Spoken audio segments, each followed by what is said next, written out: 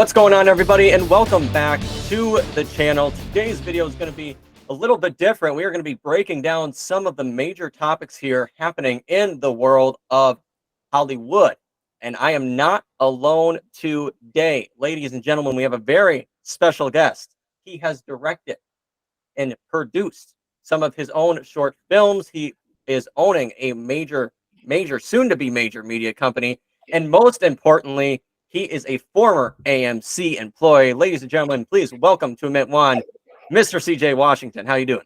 Hello, I'm doing well, Tyson. Thank you for inviting me. Thanks for having me on the program. I'm a huge fan and excited to talk about movies today. Thank you so much for that kind introduction. It might be a little exaggerated, but thank you so much for it.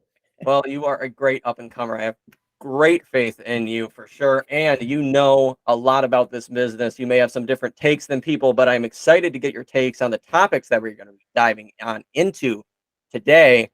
It's always great to get people who may not have the same kind of viewpoint as you, and I can finally talk to somebody on this program who is not just myself. So everybody out there will be able to get a different kind of viewpoint possibly for these topics.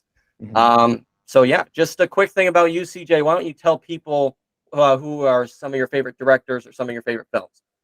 Okay, well, man, I think my top 5 films, I'm going to have to go, no particular order. Okay. I'm going to have to go Star Wars 1 through 6.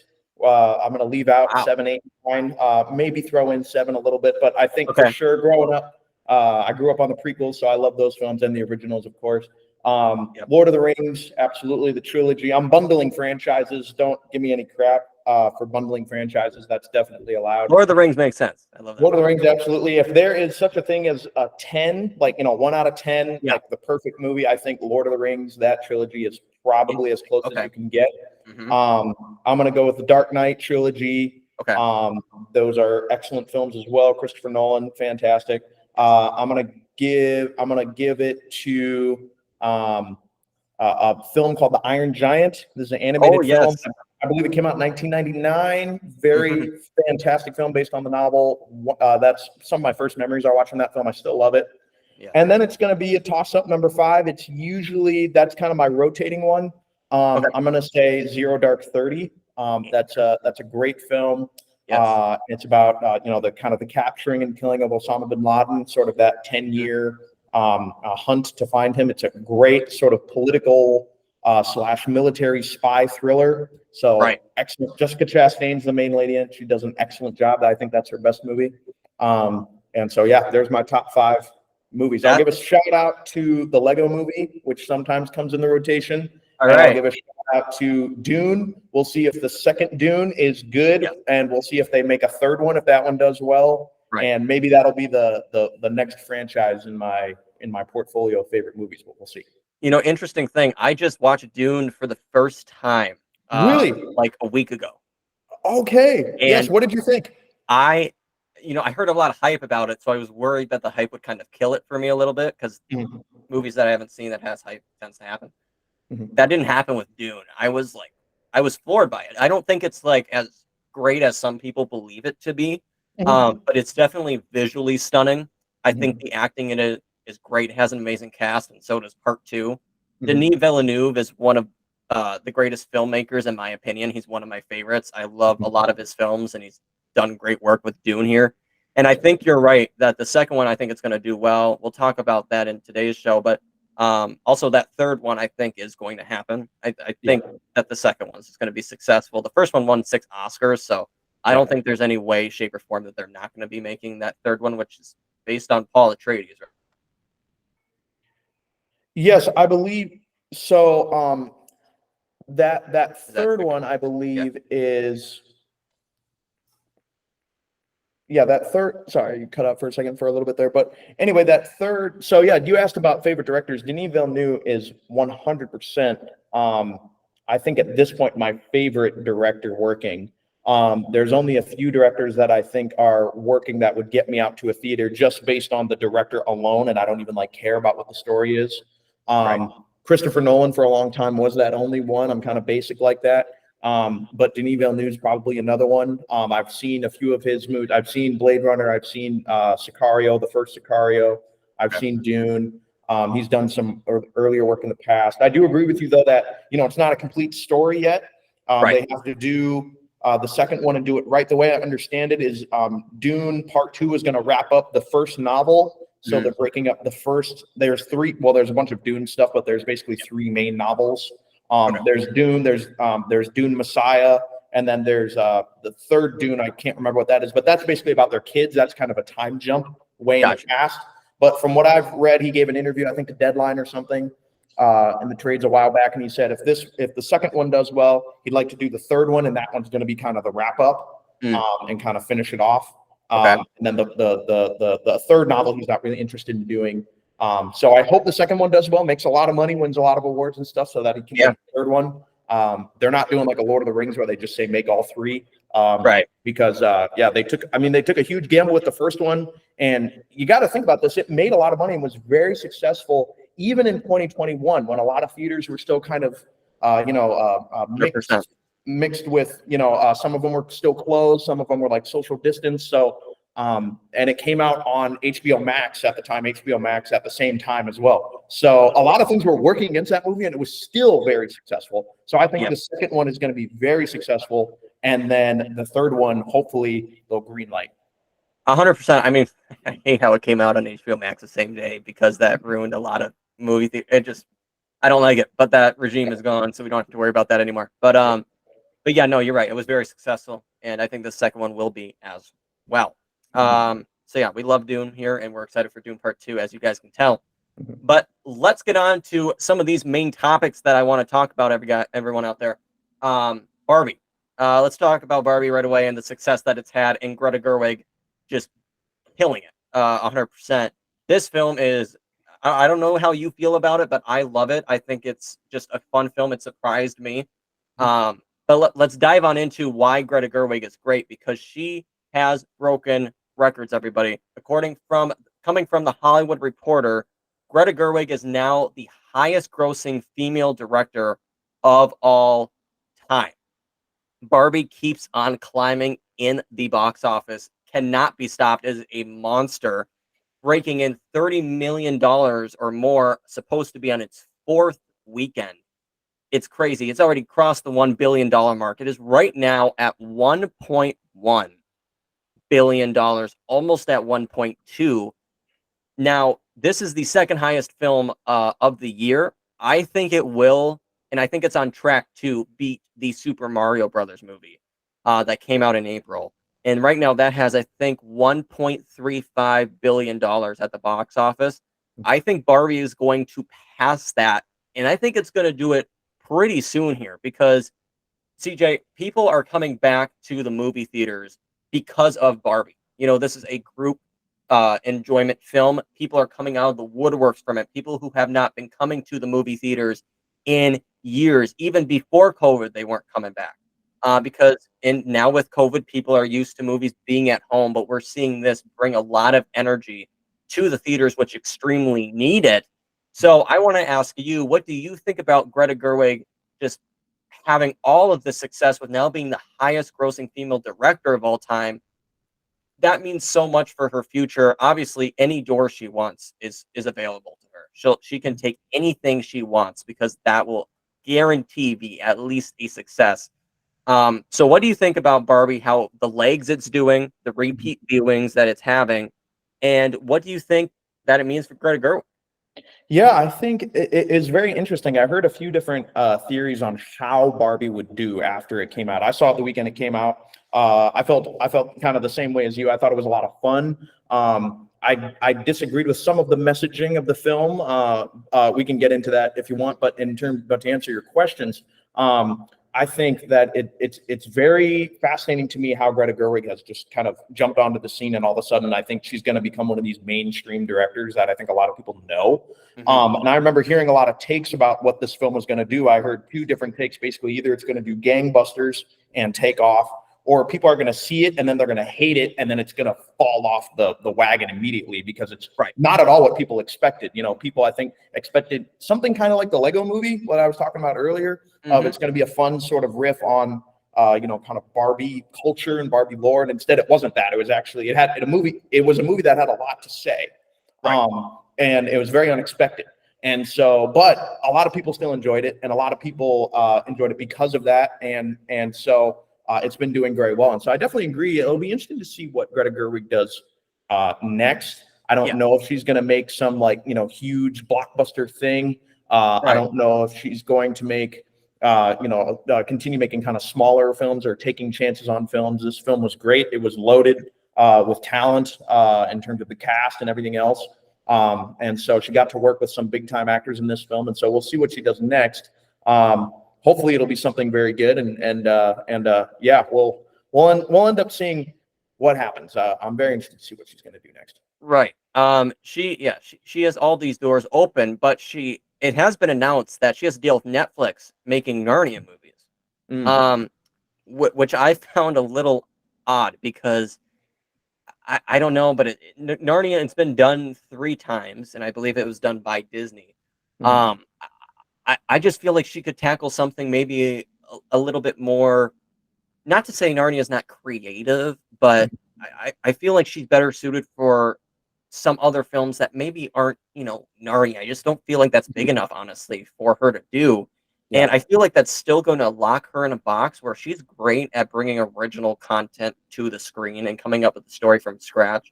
Her and Noah Baumbach wrote Barbie together. They're a great pair and a great duo.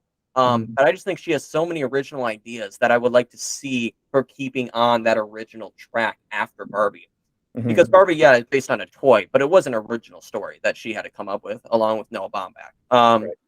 And to your point, the story was way deeper and way more emotional than I thought it was going to be. I know for like myself, like my wife absolutely loved the movie and the messaging in it. She, it overfilled her with emotion. She just absolutely loved what the film stands for. And I think a lot of people, not just women, but men too, are, in a way seeing themselves on screen. And I think it's very powerful. Like I said, way more powerful than I think any of us really thought it was going to be. Also, I don't know if you know this, Margot Robbie just recently came out, I believe from Variety, that she's going to get a little, either at 50 million or a little bit below $50 million from the success of Barbie. But people are like, oh, she was just an actor. No, she was a producer on this. She's the one who brought Greta Gerwig on. And she was the huge, engine that really kept this thing going. So I think both her and Greta are a great team, and I would love to see them pair up in the future. Yeah, I think, you're absolutely right. And to go back to the Narnia point, I'm glad you reminded me of that. I remember hearing about that as well. I think that really upset me. I grew up on the Narnia books, both listening to them, and also, reading them. My sisters were reading them, and then when the movies came out, I was about 6 years old. I'd grown up with them when the first Disney Narnia movie came out. I thought it was absolutely wonderful. It was very true to the book, and it was just fantastic. And I think, basically, I mean, the Narnia books was written by C.S. Lewis, who was one of the great Christian authors of the time. And Greta Gerwig is to my knowledge, is not. I mean, she's not a great Christian author for sure. I'm not sure where she's at faith-wise, but in terms of that whole film is basically just the gospel. Like, Aslan is literally Jesus. He even says as much in at the end of the whole series. It kind of comes out, and the kids basically die. Spoiler alert: kids basically die and go to heaven. And it turns out that Aslan is just Jesus the whole time. Like, that's what it is. So. So from someone who doesn't have that particular worldview, in order to represent that series accurately, I feel like you probably have to bring someone in who also has that worldview and has the kind of love and care of that. So I would hate to see that major series kind of trotted on by people who don't know or understand the material or respect the material in that way. It's that's just kind of how I feel about it. I don't get the sense that Greta Gerwig is going to do that. Maybe she'll surprise us. I'd like for her to surprise us. But as she did with Barbie, and kind of surprising us in that way. But I don't think that's what's going to happen. So I was pretty upset by that, but we'll see. I've been anticipating these Netflix Netflix Narnia projects. I heard they kind of said, oh, we're going to sort of get on the Game of Thrones bandwagon with Narnia and do all this stuff. And I'm like, that's not really what Narnia is, right? I mean, Narnia is fantasy, I guess, in that way. Yes. It's not like a game of like a gritty, political sort of medieval drama. It's fantasy, and it's kind of it's very allegorical to the gospel. So I think they should probably be just a little careful in handling that property. But again, we'll see. We will see. Good point. I did not know that's how Narnia ended. So thanks for that. Yeah.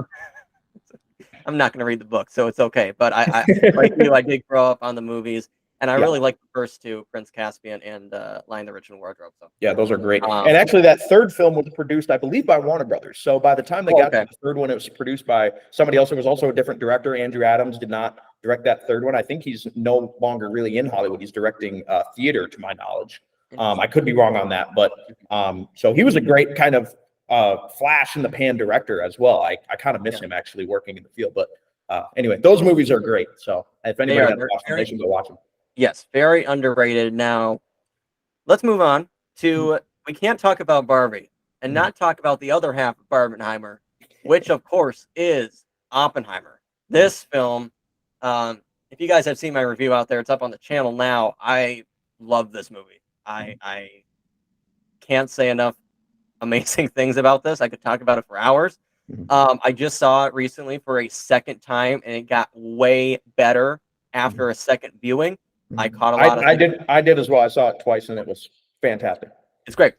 And that movie is also having enormous success, as it is now in the top 10 R-rated films of all time, coming in right now at the worldwide total box office of 650, almost 651 million. It's just crushing records right and left. Nobody, I don't think, thought that a 3-hour historical drama would be getting this much success at the box office, but it is doing surprisingly well, and I can even see it getting close to $700 million once its box office run is over. I mean, now, of course, CJ, I think you will agree with me on this. Barbenheimer is obviously a huge reason why this film is as successful as it is money-wise.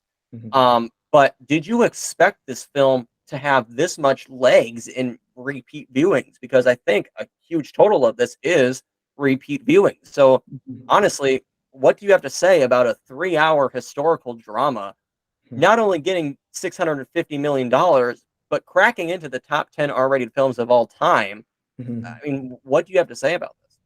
Yeah, I mean, I think every time Nolan manages to surprise us in some way, I think this one was particularly surprising because his last two films, Tenet and Dunkirk, weren't necessarily the massive sort of cultural hits that his other films has made, The Dark Knight, Inception, these other ones.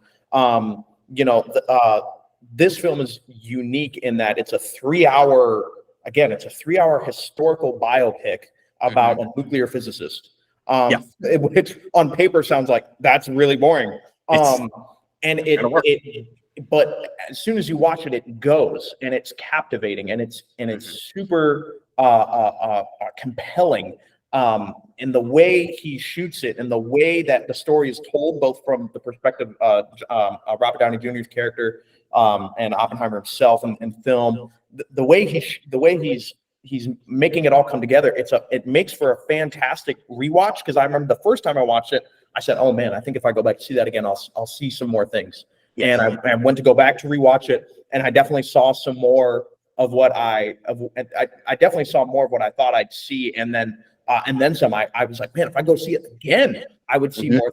It just every time it just becomes more and more impactful, I think. And I think most of Nolan's films do that, actually. I remember I saw Tenet twice. I saw Dunkirk a couple of times. Dark Knight, of course, I've seen a whole bunch of times. And it's every time you see a Nolan film, it just keeps getting almost better and better. And so I'm still very surprised, though, that it's made this much money. And that it's just doing absolutely gangbusters. I think people are I think what it is people are really craving, and this goes for both Barbie and Oppenheimer. They're craving for good original films, good new films that are well made, they're well told, they're well written, they have good characters, which has kind of been a knock on a couple of Nolan's two previous films. Both of those films, they did not have really strong characters that you could latch onto. I mean, Oppenheimer, you rode with him the whole way. His wife, you rode with him sort of the whole way. you were with these characters kind of the whole time, and you really bought 100%. into them.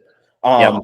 And Barbie kind of the same way, you're kind of with these characters. And so people are just craving good original stories. And I think both of these films, when they came out, obviously, Oppenheimer is not necessarily like a franchise starter, Right. but it's still an amazing one-off film that people are dying to see. And so I think the audience is just craving these kind of well-produced, well-written, well-filmed things. And that have larger meanings and are kind of more complex and get people talking and people active online and in person. It's really a cool statement about movies, I think, and it's really a cool time and place for both of these movies to come out and doing so well as they are. I think it says a lot about what the strength of good stories can be.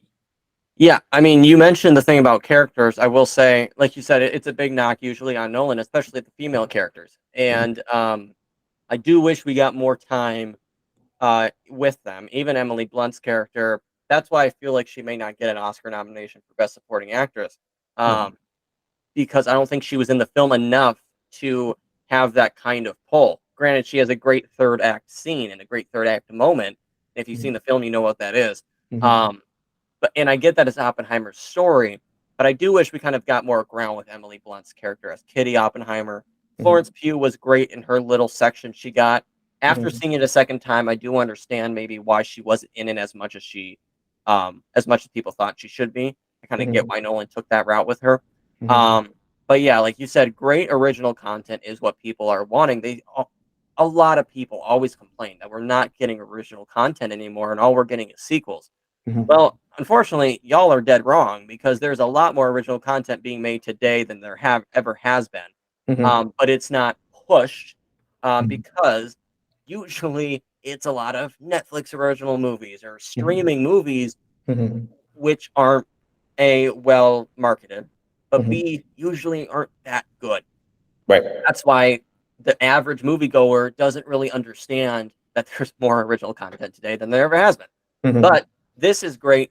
These two films are great original content that have been to the wide screen and have delivered just phenomenal performances all around from critics, audiences, and box office, which not only do, maybe the people who made them, they need that success, but the movie theaters, more importantly, need that success. And these films are two great films, and really the only two this whole summer season that have done well. Spider-Man Across the Spider-Verse did pretty well, and I guess so did Guardians. But really, it was looking up to be a great summer, but there really wasn't any standouts besides those four that I named.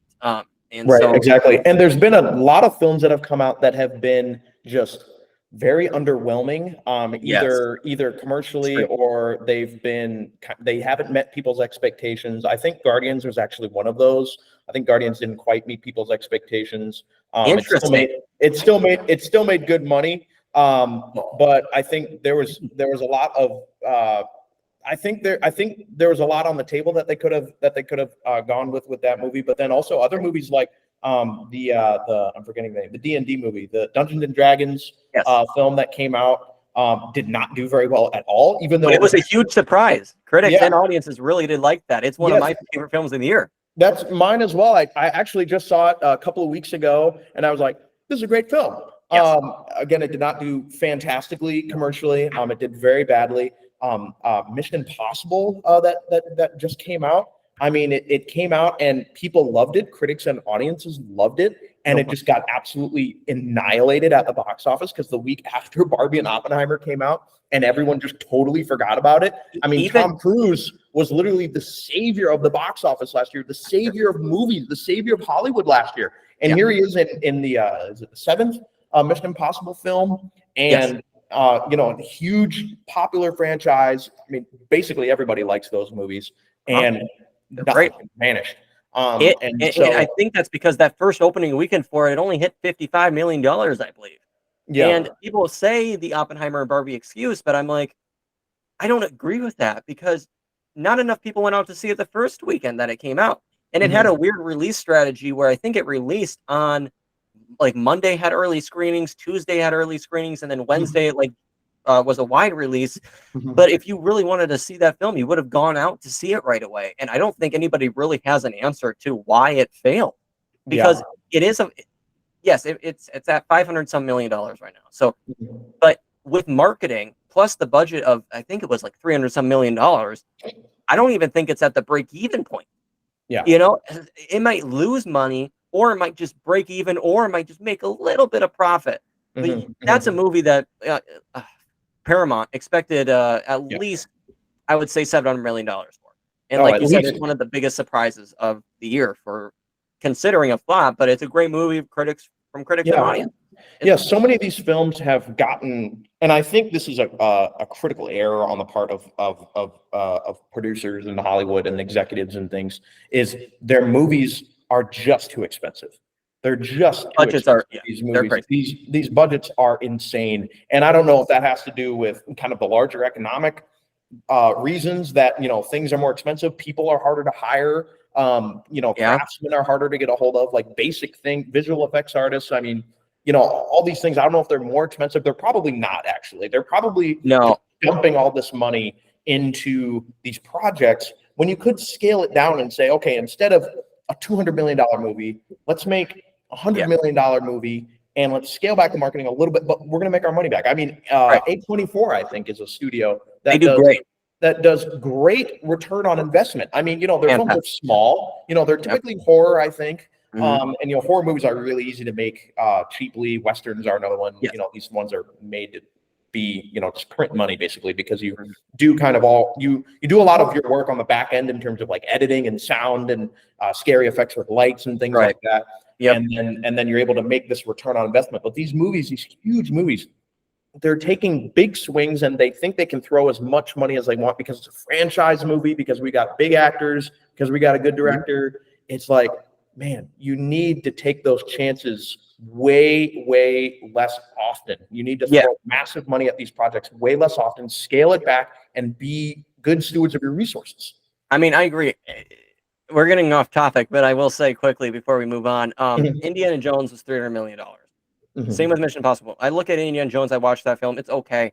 I don't get where the money went. Now, I do think that one of the problems is these films were made during COVID, and I think COVID did jack up the budget quite a bit. Now, granted, I think for Mission Impossible, you heard some of the stories, you know, Tom Cruise renting out like a cruise ship for the cast and crew to be on. Now, maybe that didn't come on the studio. Maybe Tom Cruise did that out of his own pocket. But I do think COVID did jack up the budget quite a bit on a lot of films. And for people I know in Hollywood, it did take a hit financially. So maybe that could be it. But there is no way that Indiana Jones should have cost $300 million.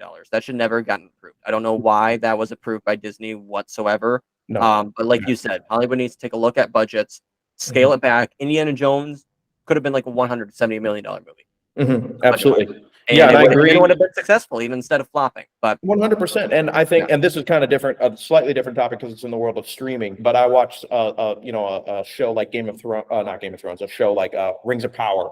Supposedly they spent $1 billion on that. They spent they spent something like $60 million per episode in like an 8-episode show or something like that. I have no clue where that money went. Not a You clue. Look at it and you're like, don't get me started on that because I was hugely disappointed by the series. But like, you look at it, you look at a lot of these films, you don't know where it went, you don't know why it is. Hollywood just needs to. They need to reel in it. They really do. They need to reel in the budgets, and hopefully they do, because a lot of these films this year have not been making a lot of money. So right. All right, then we got to move on. Let's talk about the strikes, guys. Obviously, I've been saying it now at the top of every video. Recently, Hollywood's a chaotic mess right now. The WGA and the SAG-AFTRA Guild is on strike against the AMPTP. If I'm saying AMPTP, yep. A little bit of a jumble there, but you get it. Producers. Producers, yeah. And I support guilds. I am sure CJ supports guilds as well. Let's dive on into right now the WGA, as they have been on strike for over 100 days, way more than the actors. But there seems to be some ground possibly being made. They did come. Here's the thing: the AMPTP didn't even give a counter proposal to the Writers Guild before they went on strike. They sent the producers what they would like, what their argument was for why they needed it. The producers just looked at it and said, no, we don't want to do it. We're not even going to counter proposal. Go on strike. Go ahead. And they haven't been back to the table in over 3 months. Well, now they finally have come back to the table. The first time they did so wasn't that great. They just kind of gave whatever the Directors Guild agreement was. They shoved that in the Writers Guild face and said, okay, how's that?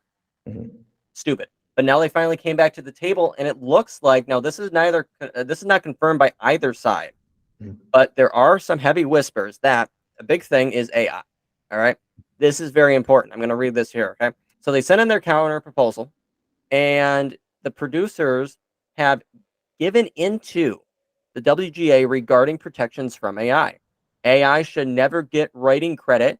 That in anything that gets written should always go to a human writer credit, and they will get paid for that. Nobody on either side, again, has confirmed that, but that is huge because that is giving AI that the studios are pushing and pushing for.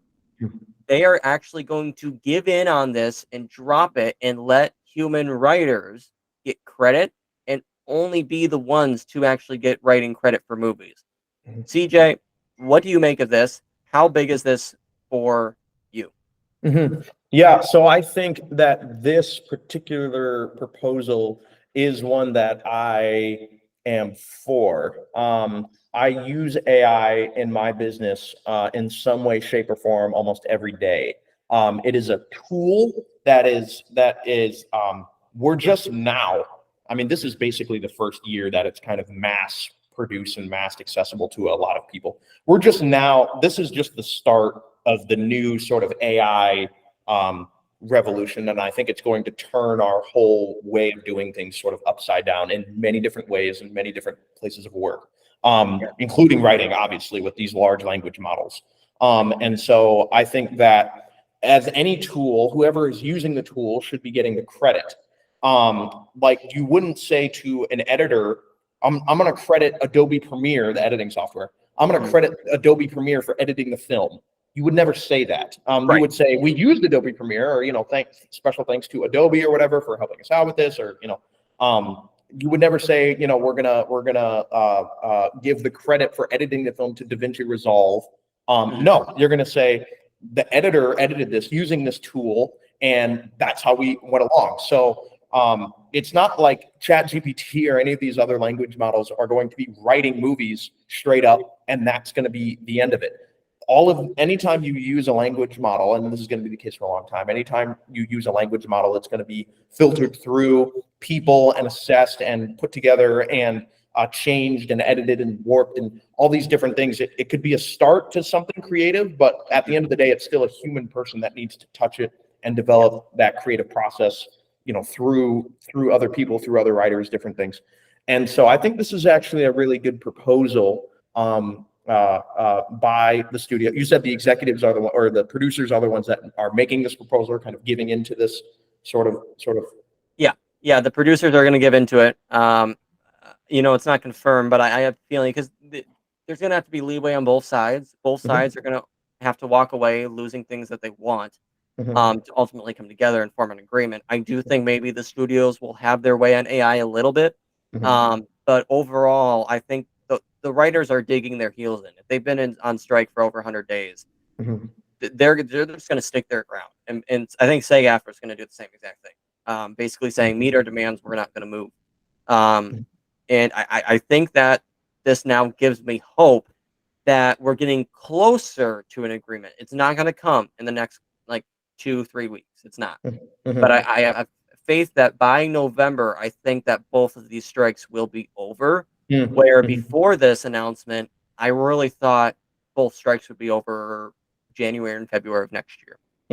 So this is a huge step. It's not going to change anything in the next coming weeks, but it is a huge step. So I'm glad. Yeah, I do think. I mean, I think too. I've seen a couple of things. There are some writers. I don't know if it's their official position, but they wanted to put a ban on AI, and they wanted to say you are not allowed to force this onto us, and we're basically not allowed as a union to use AI language models in general to help assist us in writing these films or writing any projects that we're up to or whatever. I think that is a mistake. I think that for any industry at this point to reject AI in any of its forms is a huge mistake, and they're going to be left behind in the dust in a business sense. And I think there can be some sort of proposal of basically what the producers are proposing of, you can use AI, you're still going to get the credit. You don't have to use it if you don't want to, but you can use AI, and you can, we're not going to use it to replace anybody or replace anything. But use it in your own in the way that you see fit, and you're going to get the credit. I think that's probably the best possible solution to that problem. Yes. I just I'll say it again. AI cannot overtake writers. It just can't be a substitute. So right. Yeah. All right. Let's move on into the SAG strike. As I said, there are two, because Hollywood is a chaotic mess. But anyway, so the Screen Actors Guild has been on strike for, I think, a little bit over a month now. And there hasn't really been much movement at all with the studios on their side either. We saw how long it took for the studios to finally come to the writers. So hopefully it doesn't take that long for the actors. Now, here's why I feel confident that it won't, because Hollywood could still, work when the writers were on strike. But when the actors go on strike, everything is shut down. So because everything's shut down, I think you're going to see, obviously that's going to have a huge major effect, but also studios are not going to want to push all of these movies, especially some of these Oscar movies, out of their release schedule in December and November, where the majority of them are. They're going to want to keep them there, especially like Dune Part 2 has been rumored to move. But if I'm WB, you have a committed 5-week IMAX theater run. If you move that to next year, you're not committed to that, which is, IMAX tickets are more expensive than normal movie theater tickets. So that's obviously going to be more money for the studio. So they're not going to want to take that big of a loss and a big of a risk as of moving a project like a Dune 2 or like The Color Purple or Napoleon or any of these other films. So right now, SAG is asking for AI protections, just like the writers. Obviously, they are wanting to not be replaced and not wanting extras to be scanned by AI and having that extra only be paying for one day's work of like $180, and then the studio can keep their likeness and use it however they want. Yeah, that's not going to happen, and SAG's sticking strong on that. They're also trying to get auditions for self-tape. They're also trying to get some revisions on that. There's just so much that, and the pay, I should talk about, because right now you have to make $26,000 a year in order to qualify for healthcare to be protected with SAG.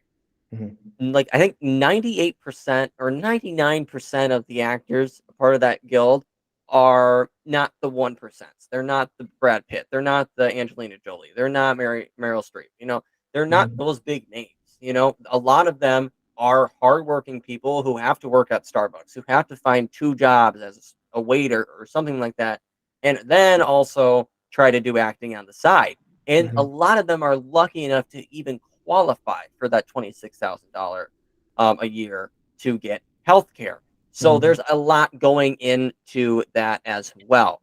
So my opinion on this is, and also, wow, the residuals is another huge thing. Okay. And it also is a huge thing for the WGA, which I forgot to mention. Residuals is something that you do your work. If it's run on cable TV or something like it was in the olden days, people watch it, they get advertisers. So you get a chunk of that profit sent to you. And usually if it's a good enough show or movie, it's a big it's big. It's a big investment wise, for you to get that. Right now on streaming, that's not happening at all. Residuals are almost nothing, and they're not anything compared to once they used to be with cable.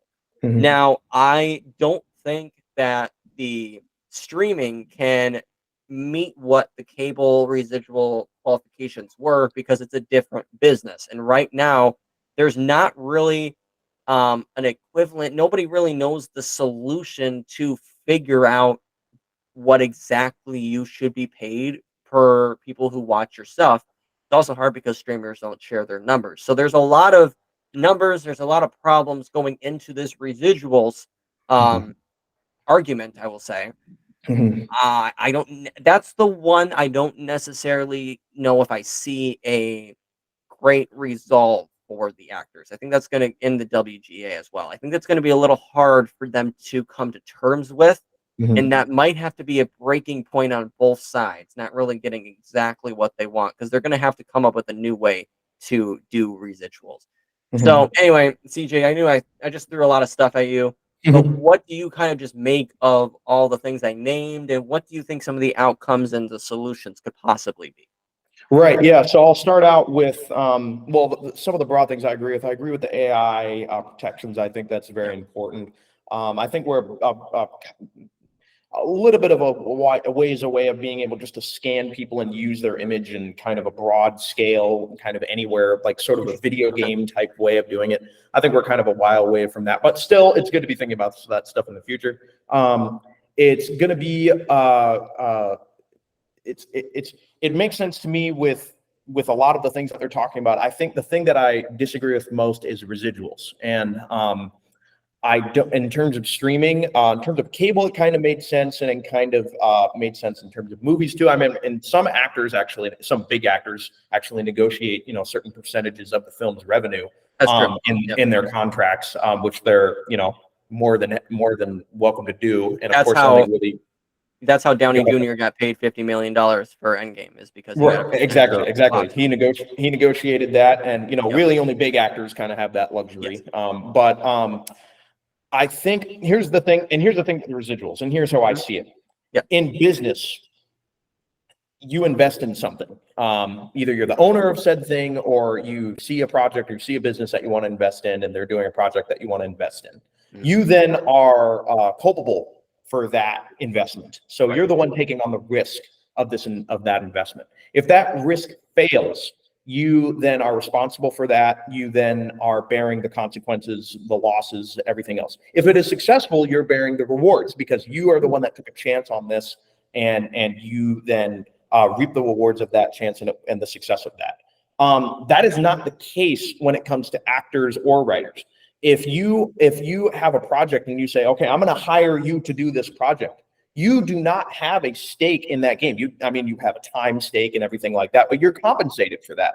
You're compensated for that, that you signed up for and that price that you negotiated, because you're able to negotiate, what you're worth and what you're able to do.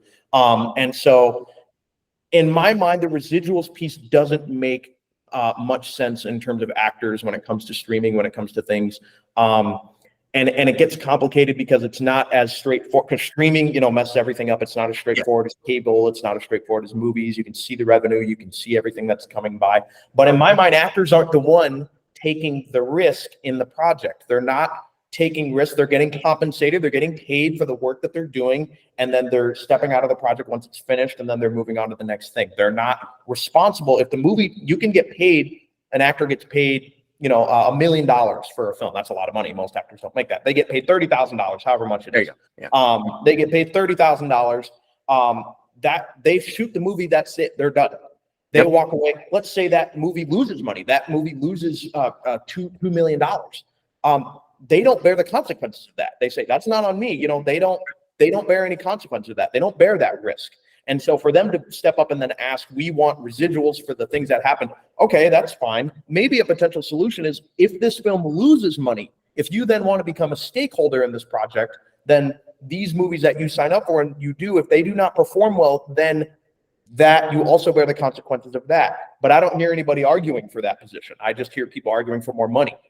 That's interesting. So I have a couple things to say about that. One is, I get your point, and I also think that it's a little frustrating that only actors would get residuals when normally the hardest working people on a set is the crew. Yes. They don't get paid enough.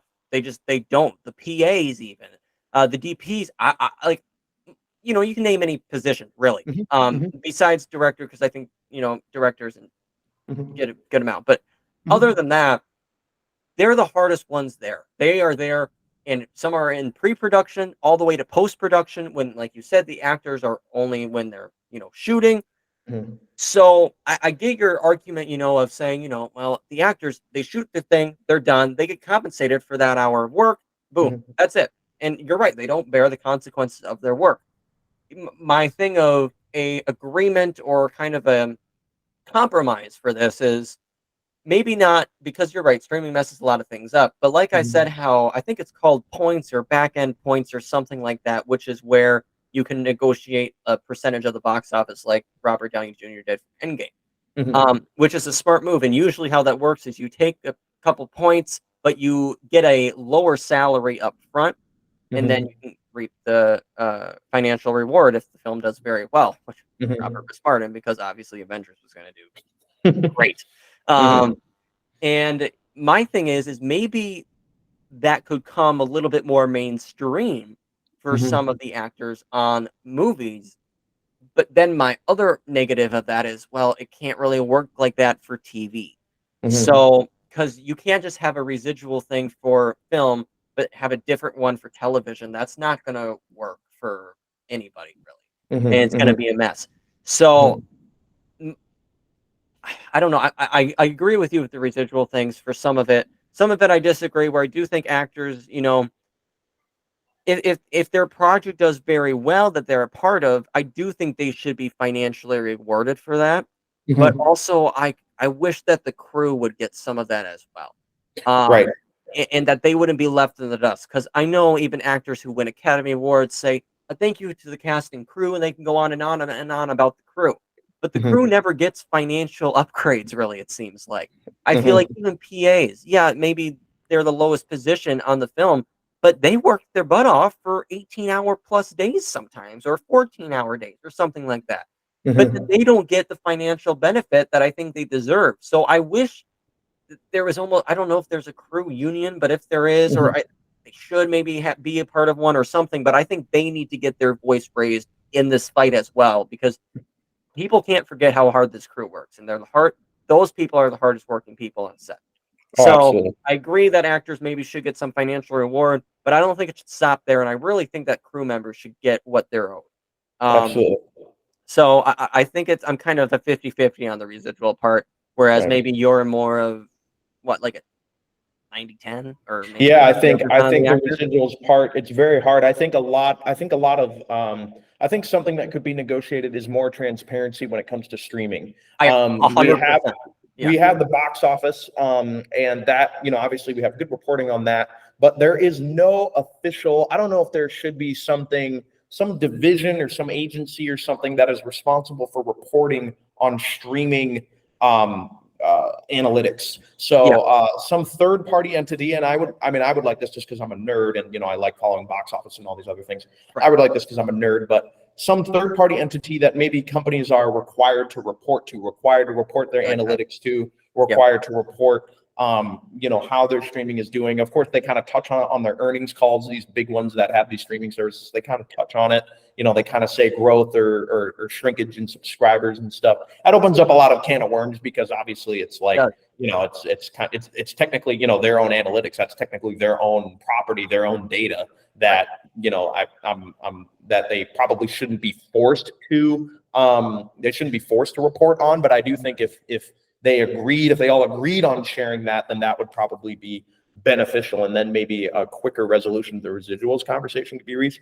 But yeah, in terms of residuals, I don't know. It's just hard for me to say. If you approach a business and you negotiate a price and you negotiate a price tag for your labor, it's hard for me to say now I'm going to continue to reap the rewards of that labor long after that film has already been released, or long after that has been streamed, or long after that whole thing, unless it's already a pre-negotiated thing within an individual actor's contract. So it's hard for me to say that should be a broad sweeping a thing for all actors all the time. That's really hard for me to get on board with, because actors simply don't bear as much risk as these producers. Right. No, I get where you're coming from on this. Don't 100% agree, but I agree to some extent. And I do think that the streaming, they should release their numbers, especially how many subscribers. They know all of this stuff, and I think they're hiding it kind of because they are realizing, maybe we would realize how much money they're actually making or something. I think there's a lot going on behind the scenes with these numbers, and there's a reason why they're so protective of it. And like you said, I wish they would be more transparent with that. Maybe, hopefully, we can get that. But moving on, Guys, we obviously support the strike 100%. So do what you can. I know there's links where you can donate to the Actors Fund as well as WGA. I'm sure. So look those out if you can. Help them because they deserve it, and they should be on the lines until they think a fair deal is reached. And moving on, guys, let's talk about this weekend. There's a couple movies coming out. We got Blue Beetle, the newest DCEU film. I guess it's the second to last one in that old universe. And then we have this comedy, Strays, which stars Will Ferrell. Blue Beetle, right now.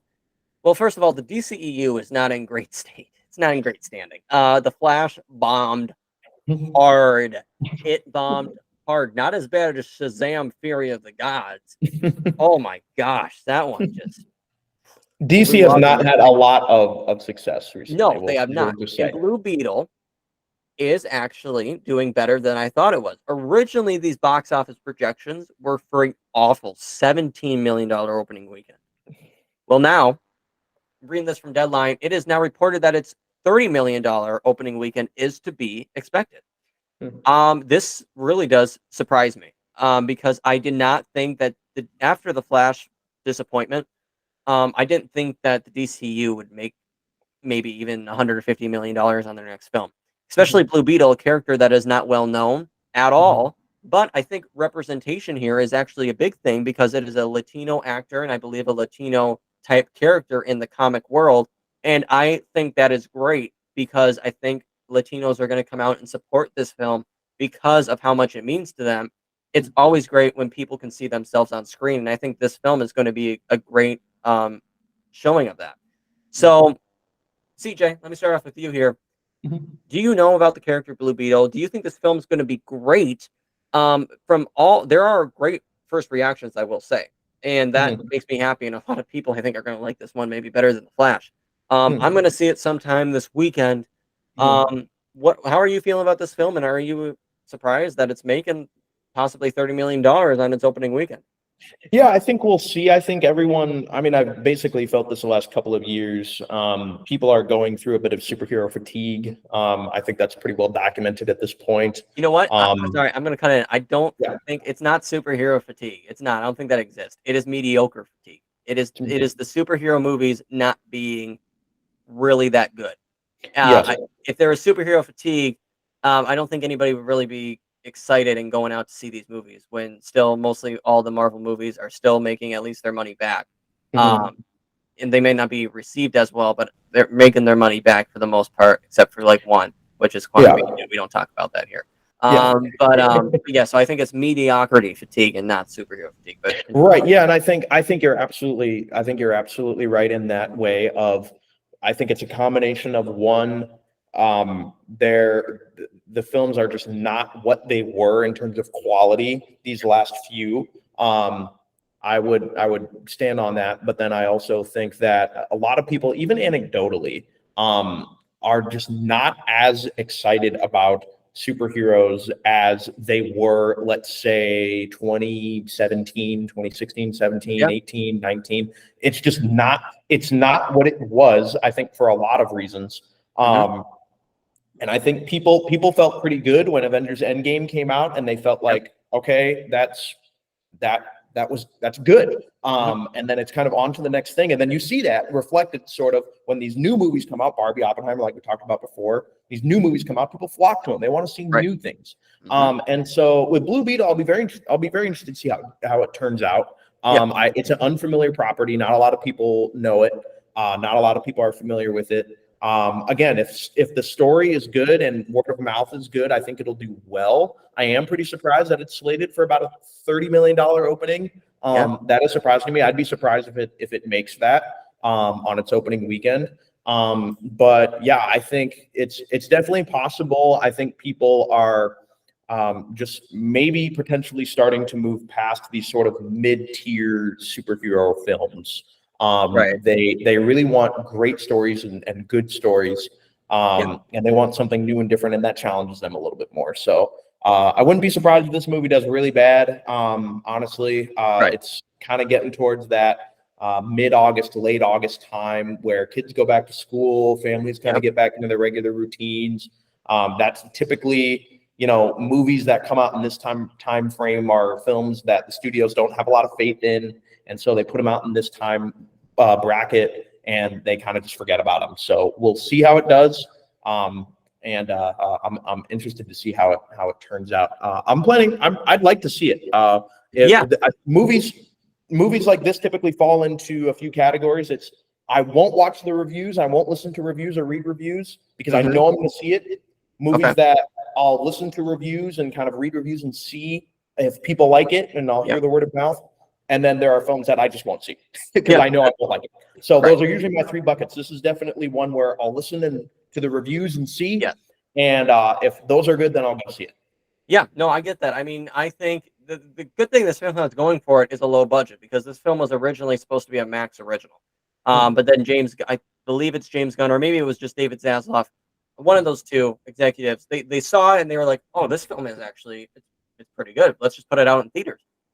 So they do have confidence in this film, and I believe the budget is between 125 and 150. And I actually think this film could possibly make right around the 150 mark. I don't know if it will get to 200 million. And obviously marketing is above that. So this film probably needs to make 200 and maybe 230 to make its money to break even. I don't know if it will exactly hit that point, but I think it will come pretty close. And I think it will be a pleasant surprise. I heard that the family aspect in here is the best part of the movie, which always is, if you have a great emotional family kind of arc, that's what gets me and it hooks me, and I always enjoy the movie when you have one of those. So like I said, I'll be interested, like you, to see how it actually does.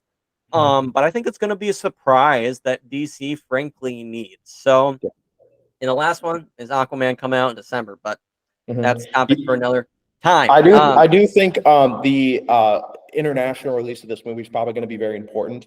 And just kind of appeal, like you said earlier, to that wider audience and see what the international release does. I think that's probably where it's going to make the bulk of its money. But again, we'll see. We'll definitely want to keep track of the box office. It's one to keep track of, and it's actually one that could dethrone Barbie at number 1, because I think Barbie is projected to make, I think it made $32 million last weekend.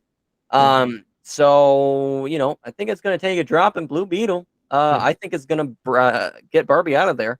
And I think it's going to become number 1, and Barbie's going to be number 2, which is going to be interesting to find out. But not going to make anywhere close to the money Barbie's making. I'll say that. Guys, that will do it for today's episode. I want to thank CJ for joining me. I had a great time talking to him, and I hope you guys had a great time listening to him. And we're going to be trying to do this a couple times per month, depending on how CJ's schedule rounds out. But definitely had a lot of fun talking movie news with somebody else other than myself. But guys, we are on the way to 1,000 subscribers here on this channel. So if you like this kind of content, movie reviews, movie rankings, trailer reactions, and covering major movie news, we try to do it all here on Emit One, and I would appreciate your guys' support. And let me know down below in the comments what you guys thought of this video and what you think of the topics that we talked about. CJ, where can the people find you for your great movie takes? Yeah, you can find me at William_Washington _Jr. on Instagram. So I post a lot of really cool artsy pictures on there and things. I'm a photographer, videographer at heart, so you'll find me there. I'm just getting back onto X. We'll see if I end up actually posting stuff or caring about that too much. Formerly Twitter, now X. So we'll see if I end up caring too much about that, but I'll keep that handle private for now. But for now, you can find me over there on Instagram. That's where I'm most active. Awesome, guys. You can find me on Instagram at TysonH_ or follow my Letterboxd at Tyson_Admit1. And guys, until the next one, I'm Tyson Honecker, and I'll catch you then.